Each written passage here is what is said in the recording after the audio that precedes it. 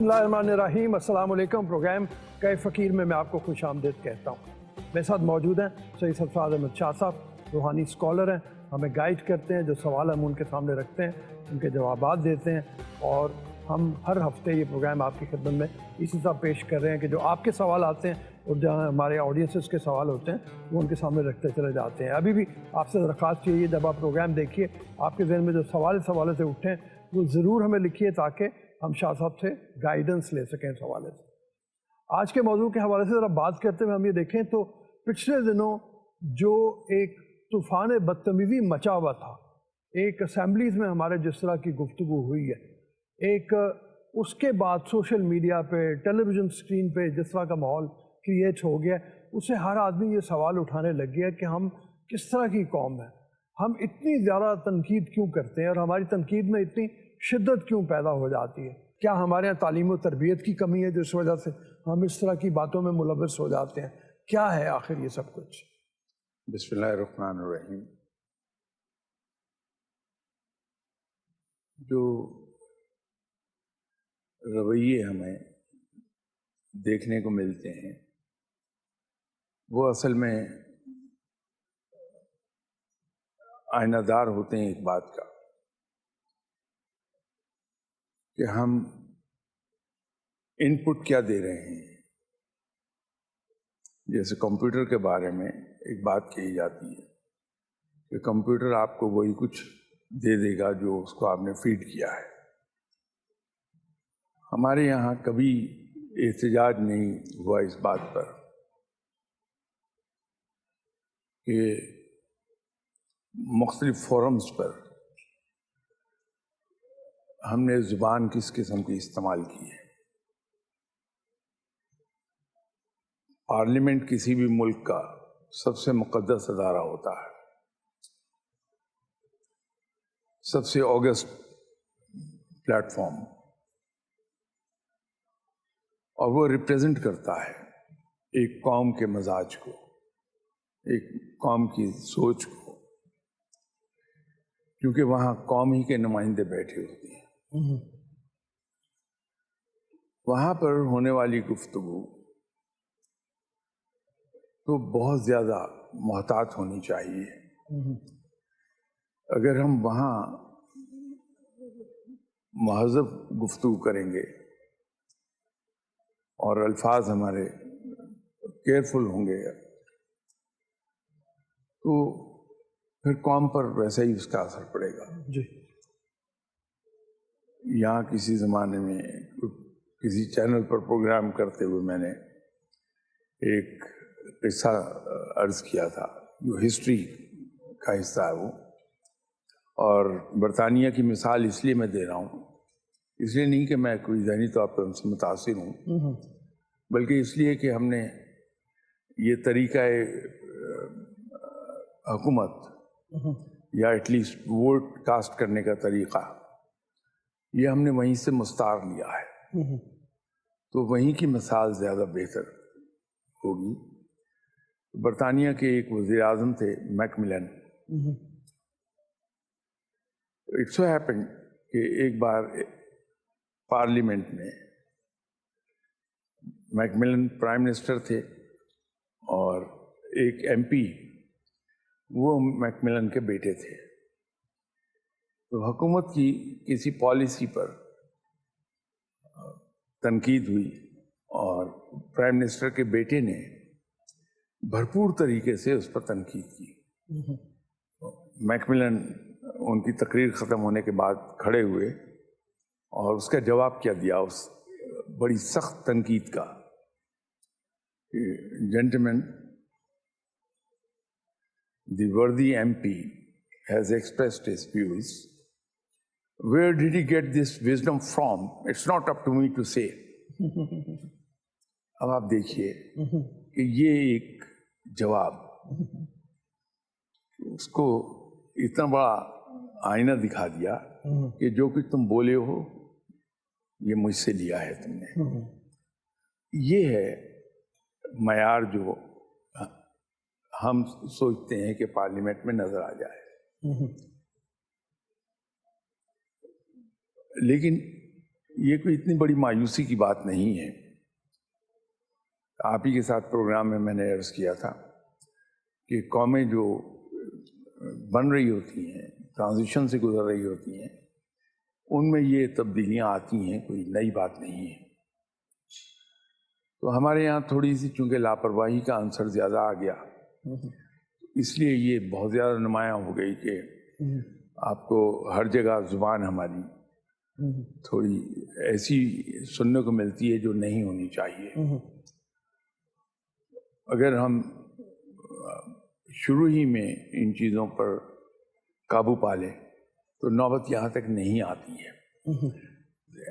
आपको भी याद होगा, मुझे तो अच्छी तरह याद है कि हमारे यहाँ जो मास मीडिया था वो एक ज़माने में सिर्फ रेडियो हुआ करता था जी। तो रेडियो पर जो ज़ुबान आपको सुनाई देती थी वो इस कदर महज़ब थी जी। और न सिर्फ महज़ब बल्कि उसमें सिलेक्शन ऑफ वर्ड्स जो थे वो बड़े केयरफुल होते थे। एक साहब थे जो रेडियो पाकिस्तान पर खतूत के जवाब दिया करते थे, अखलाक अहमद दहलवी। जी जी। मैं उनको बड़े शौक से सुनता रहा, उसको मैं पढ़ रहा था। मुस्तफ़ा हमदानी थे, जी जी। उनकी ज़ुबान में नरमी ज़्यादा थी। शकील अहमद थे जो खबरें पढ़ते थे जी। अबुल हसन नकवी थे, अनवर बहजाद थे। जी जी।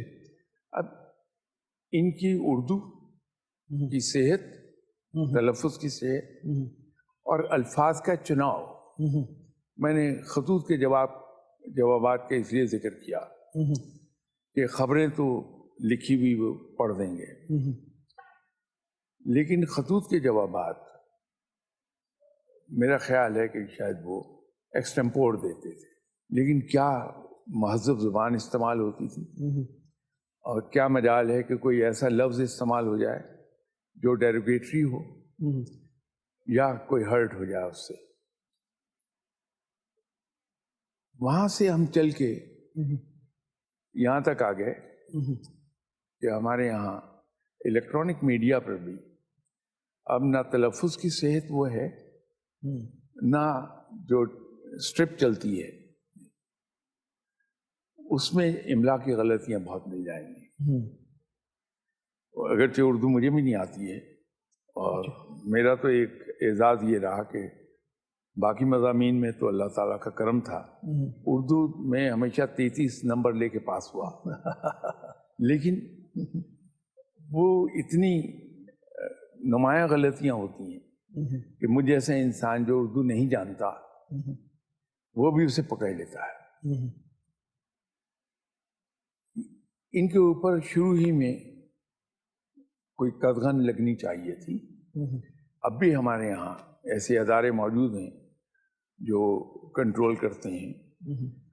अगर वो थोड़ा सा कंट्रोल एक्सरसाइज कर लें और जो ऐसा कोई लफ्ज़ जो नहीं इस्तेमाल होना चाहिए उस पर एकदम से गिरफ्त हो जाए तो मयार ठीक हो जाएगा। क्योंकि हम सब सीखते हैं मीडिया से, वहाँ पर बहुत सही अल्फाज इस्तेमाल होने चाहिए। इसी तरह हम जब मेहमानों को टॉक शोज़ में बुलाते हैं तो अगर उन्हें हम पहले ब्रीफ कर दें कि साहब यहाँ पे लैंग्वेज जो है वो बहुत महज़ब इस्तेमाल होगी, ज़ातियात पर नहीं जाएंगे, आप असूलों पर बात करेंगे, आप पॉलिसीज़ पर बात करेंगे, लेकिन किसी की ज़ात को डिस्कस नहीं करेंगे, तो बहुत अच्छा कंट्रोल आ जाएगा। तनकीद है ये इस्लाह के लिए तो इसकी गुंजाइश हो, या इस्लाह के लिए भी नहीं है, और मुआशरे का अमूमी रंग ये होना चाहिए कि दरगुजर किया जाए इसको उस वक्त तक जब तक कोई बेहतरी ना आए। उसकी वजह यह है कि सूरत हाल ऐसी हो गई है कि अगर इस्लाह के लिए भी किसी को रोका जाए तो वो उसको रिएक्ट इतने बुरे तरीके से करता है कि जिसकी कोई हद नहीं है। वो रिएक्ट इसलिए करता है कि हम तनकीद जो करते हैं बड़े सख्त अल्फाज में करते हैं। आप कहीं आपको शायद तजर्बा यकीनन हुआ होगा कि अगर कोई कॉलम लिखें या कोई किताब लिखें और उसके अंदर कहीं कोई आपसे गलती रह जाए, तो जितने सख्त अल्फाज में लेटर आपके नाम आएगा उस गलती को पॉइंट आउट करते हुए देख के हैरत होती है। पहले भी तनकीद होती थी इस्लाह की खातिर, लेकिन उससे लोग ऑफेंड नहीं होते थे, इसलिए कि वो ऐसे अल्फाज इस्तेमाल किए जाते थे जो डेरोगेटरी नहीं होते थे किसी के लिए भी, हर्टिंग नहीं होते थे किसी को। तो नतीजा ये है कि दूसरा आदमी ऑफेंड नहीं होता था। वो जब कॉलेज में थे तो मजमून लिखा, तो हमारे अंग्रेजी के प्रोफेसर थे A.H. ख्याल साहब। जी जी। तो अब तो डॉक्टर A.H. ख्याल हो गए। जी जी। उन दिनों वो सिर्फ A.H. ख्याल थे। उनके सामने रखा। वो उन दिनों मेरा ख्याल है नए नए ऑक्सफोर्ड से पढ़ के आए थे जी। उन्होंने ऑक्सफोर्ड से प्रोनाउंसिएशन में डिप्लोमा किया था, फोनेटिक्स में। जी। या वो चेक कर रहे थे वो मजमून। मुझे कहने लगे कि can I change this word. मैंने कहा बड़ी खुशी से। वो एक वर्ड क्या चेंज करना था, उन्होंने 5-10 सेंटेंसेस ही करेक्ट कर दिए, लेकिन अंदाज देखिए एक महज़ब आदमी का कि अब वो प्रोफेसर हैं, मुझे डांट के भी कह सकते थे, लेकिन बहुत पोलाइटली उन्होंने कहा Sarfaraz can I change this word. ये एक अंदाज था तनकीद का या दूसरे की गलतियों को पॉइंट आउट करने का। अभी भी आप देखिए वहाँ मैनेजमेंट में एक तालीम बड़ी शिद्दत से दी जाती थी कि जब आपका मातहत कोई गलती करता है उसकी सरजनिश जरूर कीजिए आप, बट डोंट इंसल्ट हिम। इस बात से मना किया जाता है। लेकिन मेरा अपना ज़ाती रवैया ये होगा कि अगर मुलाजिम ने कहीं उसके हाथ से कोई बर्तन गिरा टूट गया तो मेरे अल्फाज स्ट्रेट अवे ये होंगे, ओए तुम्हारे हाथ टूटे, आराम से नहीं पकड़ सकते। हालांकि उसका जो सही महज़ब रवैया है वो ये है कि मैं सबसे पहले उसके पाँव के बारे में वरीड हूँ कि तुम्हें चोट तो नहीं आई, चलिए उठाएं इसे, वरना किसी और का पाँव जख्मी हो जाएगा। वो इतनी बात सुन के ही शर्मिंदा हो जाएगा, नेक्स्ट टाइम नहीं टूटेगा बर्तन उससे। ठीक, ये एक रवैया है जो, लेकिन हम सीखेंगे मास मीडिया से, और आज के ज़माने में जो मास मीडिया है वो है मस्जिद का मेंबर। हमें उसको इस्तेमाल करना होगा अगर हम तब्दीली लाना चाहते हैं कि मस्जिद के मेंबर से ये तालीम आम कर दिया है, लोगों को इस तरफ राग़िब किया जाए कि अब आप देखिए आप सल्लल्लाहु अलैहि वसल्लम के बारे में कुरान पाक में जो रब ताला ने मुखातिब किया आप सल्लल्लाहु अलैहि वसल्लम को, तो उसमें उसका मैं मफ़हूम बयान कर रहा हूँ, तर्जुमा लफ्ज़ी नहीं कह रहा कि आप चूंकि नर्म गो हैं तो लोग आपकी तरफ खींचे चले आते हैं, अगर आप सख्त होते तो लोग आपसे दूर भाग जाते हैं। अब ये ऐसा पहलू है आप सल्लल्लाहु अलैहि वसल्लम की सीरत का जिसको रब ताला ने भी एप्रिशिएट किया है। अगर ये तालीम हम आम कर दें मेंबर से, फिर आपका इलेक्ट्रॉनिक मीडिया बहुत इन्फ्लुएंस रखता है लोगों पर, इससे ओपिनियन फॉर्म होती है लोगों, तो वहाँ से अगर हम इस तरफ को आ जाए कि अपने अपने हम अगर चैनल पर जुबान पर एक कंट्रोल एक्सरसाइज कर लें तो सोसाइटी पूरी की पूरी बदलेगी। ठीक है, कुछ सवाल ले लेते हैं जनाब। جی اب کون کرنا چاہے گا سوال پہلے؟ آپ بولیں گی؟ جی میرا سر سے یہ سوال ہے کہ سر یہ کرٹیسزم پہ میڈیا کیا رول پلے کرتا ہے؟ آج کے دور میں میڈیا سب سے زیادہ افیکٹو ٹول ہے ہمارے ہاتھ میں، اور اس ٹول کو ہم استعمال کر سکتے ہیں دو دھاری تلوار کی طرح۔ یہ نیگیٹو سائڈ پر بھی اتنا ہی افیکٹولی کام کر جائے گا جتنا پازیٹو سائڈ پر۔ ضرورت اس بات کی ہے کہ اگر ہم اس قصے میں نہ پڑھیں کہ پروگرام ہمارا کون سا سب سے زیادہ پاپولر ہے اور ریٹنگ ہماری کیا بن رہی ہے، صرف اصولوں پر جائیں۔ یہ تو ضرور ہوگا کہ شروع میں ریٹنگ ایسے چینلز کی 0 ہو جائے گی اور انہیں اشتہارات نہیں ملیں گے، کمرشلی وائبل نہیں رہیں گے چینل، لیکن رفتہ رفتہ پھر وہی چینل سب سے زیادہ پاپولر ہوں گے۔ اس کی میں آپ کو ایک ایگزامپل دے سکتا ہوں۔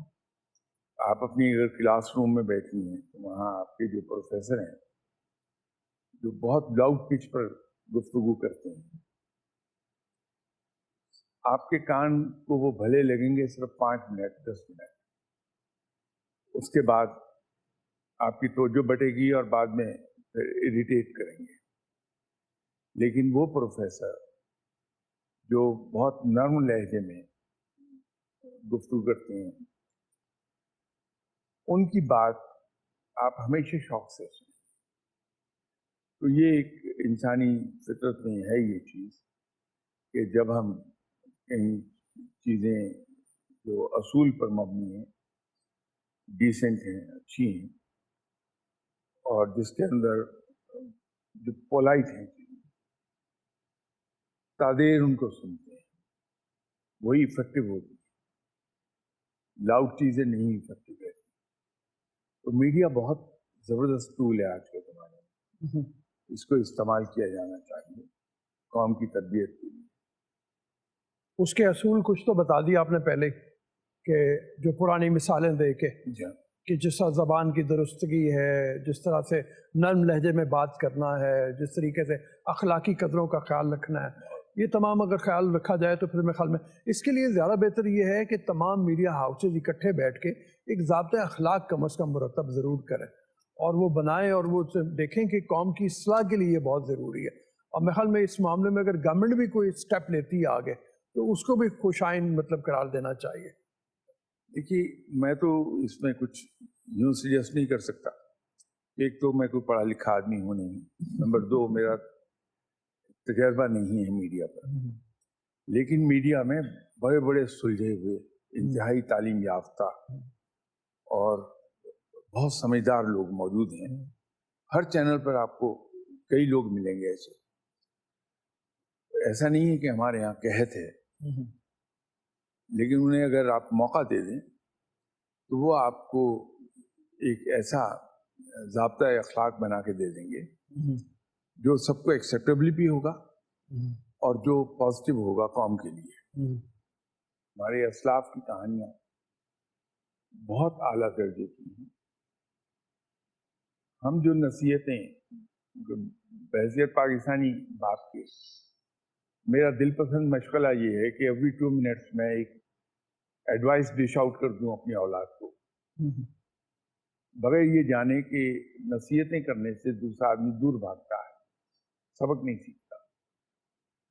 تو بجائے ایڈوائسز ڈش آؤٹ کرنے کے، اگر ان ایڈوائسز کو میں انتہائی دلچسپ کہانیوں میں بیان کر دوں۔ جب ہم کلاس 2 یا 3 میں تھے تو اردو کی کتاب میں ہم نے ایک قصہ پڑھا جو یقیناً سچ تو نہیں ہو سکتا، تو کہانی بیان کی گئی تھی۔ ایک ملٹی سٹوری مکان بن رہا تھا اور اس میں اسکیفولڈنگ باندھی ہوئی تھی۔ یہ آج کل تو اسٹیل پائپ کی اسکیفولڈنگ ہے، اس زمانے میں بانسوں کو باندھ کے اس کی اسکیفولڈنگ وہ باندھی جاتی تھی۔ تو 3ری 4تھی منزل پر میسنز کام کر رہے تھے ایک اسکیفولڈنگ پہ، تو سڈنلی وہ ٹوٹ گئی तो उस पर 2 मेसन्स, एक नौजवान था और एक एल्डरली आदमी थे। उन्होंने, जैसे हमारे यहाँ होता बाई इंस्टिंक्ट हम करीबी चीज को पकड़ते हैं गिरते वक्त, तो उन्होंने एक ही बांस को पकड़ लिया।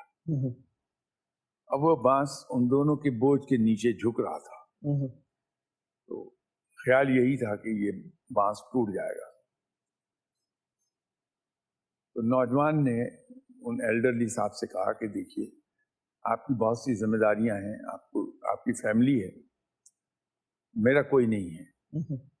अगर मैं मर गया तो कोई फर्क नहीं पड़ेगा, लेकिन अगर आप नीचे गिरे और मर गए तो आपके डिपेंडेंट्स जो हैं बेसहारा हो जाएंगे। तो मैं बांस छोड़ रहा हूं ताकि आप सेफ रह जाएं। तो उस एल्डरली आदमी ने कहा कि नहीं, मैं अपनी जिंदगी एंजॉय कर चुका, मैंने दुनिया देख ली, अब तुम्हारा वक्त है कि तुम दुनिया देखो, तो मैं छोड़ देता हूँ बांस को ताकि तुम बच जाओ। वो नौजवान नहीं एग्री किया। तो इन बुजुर्ग ने खुदा हाफिज कहा और बांस छोड़ दिया, नीचे गिरे और मर गए। अब ये एक कहानी थी कि दूसरों के लिए कुर्बानी देने का जज्बा जो है उसको प्रमोट किया हुआ था। ये गालिबन क्लास 2 या क्लास 3 में पढ़ी थी। ठीक है, वो आज भी याद है मुझे। ठीक है। तो अगर हमने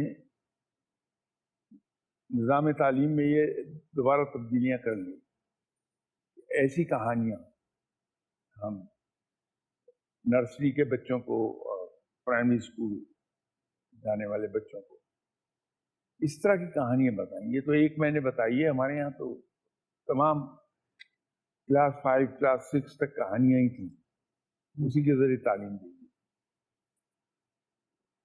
वो हमें दोबारा से सिस्टम लाना पड़ेगा कि बच्चों की तरबियत उसी लेवल पर हो जाए। मैंने किसी प्रोग्राम में, शायद रऊफ साहब के साथ प्रोग्राम करते हुए या किसी के साथ प्रोग्राम करते हुए, एक चीज अर्ज की थी कि मेरी बेटी की ट्रांसफर हो गई यूके में। उसने अपनी दोनों बच्चियां जाके स्कूल में दाखिल कराई। अब वो मॉनिटर करती है अपने बच्चियों को। उसने 3 महीने के बाद रियलाइज किया कि जितना कुछ ये पाकिस्तान के स्कूल से सीख के आई थी बच्चियां, वो सब भूलती जा रही हैं, इन्हें आता कुछ भी नहीं। तो वो गई, जाके हेड टीचर से मिली और उनसे कहा कि 3 महीने से बच्चियां आपके स्कूल में हैं, लेकिन इन्होंने न सिर्फ ये कि सीखा कुछ नहीं, बल्कि जो सीख के आई थी वो भी भूल रही हैं। तो to her surprise head teacher ने जो जवाब दिया, दैट वाज रियली स्ट्रेंज। उसने कहा कि हम इन्हें अभी कुछ नहीं पढ़ाएंगे, ये साल इनका बगैर पढ़ाई के जाएगा। अभी तो हम इन्हें सिर्फ एक चीज सिखा रहे हैं कि मुआशरे में तुम्हारे हकूक क्या हैं और उनको तुमने गार्ड कैसे करना है। अच्छा। और दूसरों के हकूक क्या हैं, तुमने उन्हें अदा कैसे करना है। ठीक है। तो हम इन्हें इनके अपने हकूक और दूसरों के हकूक सिखा रहे हैं। अब आप ये देखिए कि जिन बच्चों की बुनियादें प्री नर्सरी लेवल पर ये बनाई जाएंगी कि उनको ये सिखा दिया जाएगा कि दूसरों के हकूक आप पर वाजिबुल अदा हैं, उनको रेस्पेक्ट किया जाना चाहिए, उन हकूक को रेस्पेक्ट करें और आपके ये हकूक हैं, इसके लिए आपको आवाज़ उठानी चाहिए। तो वो बच्चा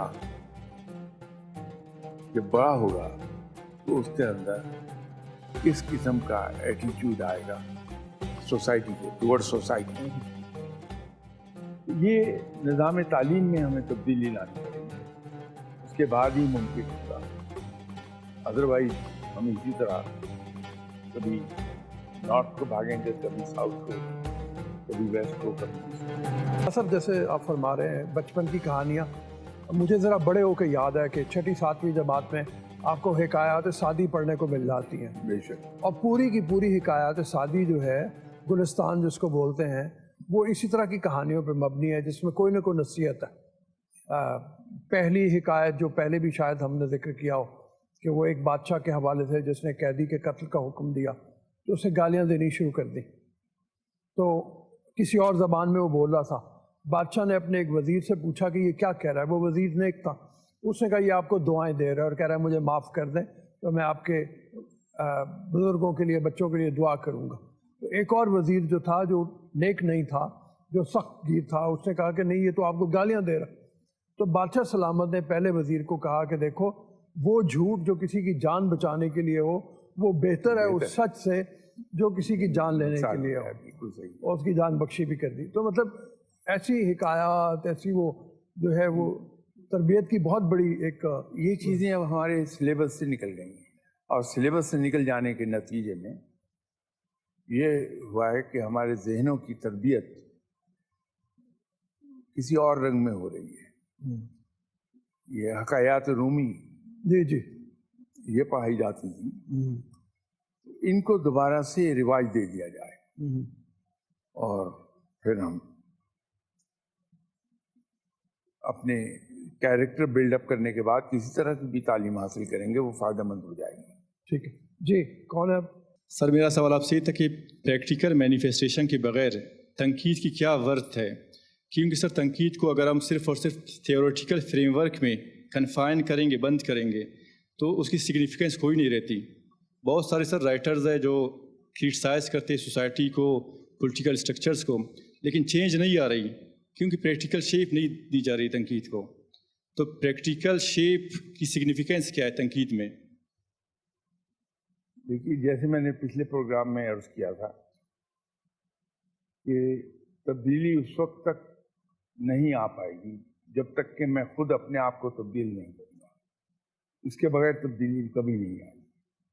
تنقید کرتے رہیے. لوگ عادی ہو جاتے ہیں تنقید کے پھر وہ اثر چھوڑ جاتی ہے. لیکن اگر جس طرح سے معلومات اور علم میں تھوڑا سا فرق ہے وہ چیزیں جو ہم سیکھتے ہیں اپنی پانچوں حص کے ذریعے سے اور اسٹڈی کے ذریعے سے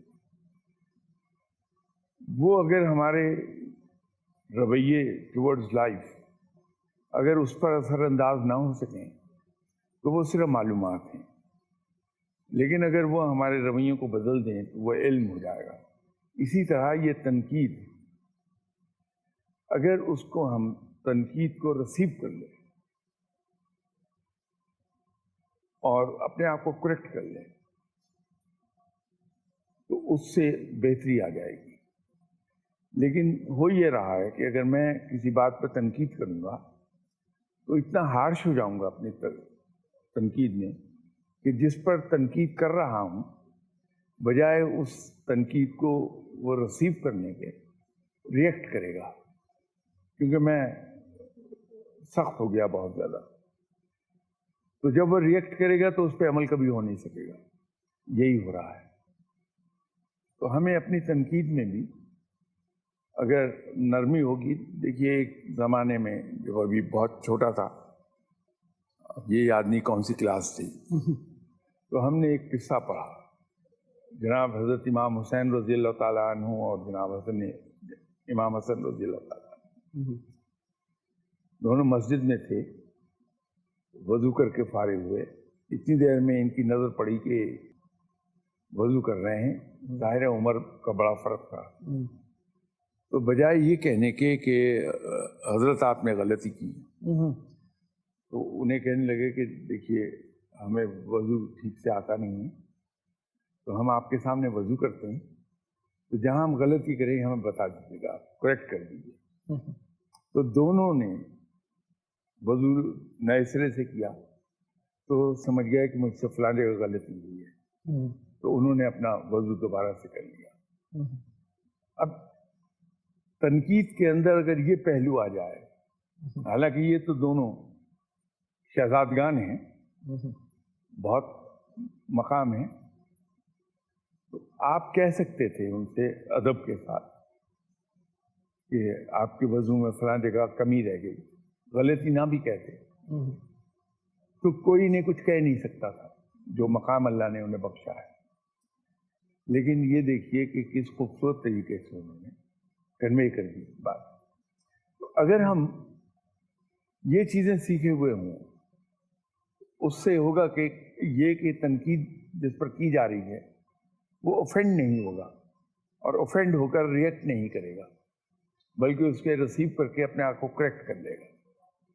تو ہمیں تھوڑا سا پولائٹ ہونے کی ضرورت ہے اپنے زندگی کے تمام معاملات میں. آپ اپنے زندگی میں دیکھیے کہ جہاں کہیں آپ کو ایسے صاحبان سے واسطہ پڑا جنہوں نے اپنے آپ کو بہتر کر لیا تھا, آپ نے ان پر تنقید کی, آپ نے ان کی تعریف کی, ان کی غیر موجودگی میں تعریف کی. یہ اسٹرینگتھ ہے اچھی چیز کی. ہر اچھی چیز کی اپنی ایک اسٹرینگتھ ہوتی ہے. برے سے برا آدمی بھی آپ کو سچ بولتے دیکھ کے یہ نہیں کہہ سکے گا کہ آپ غلط کر رہے ہیں. وہ آپ کی تعریف کرے گا کہ آپ سچے انسان ہیں.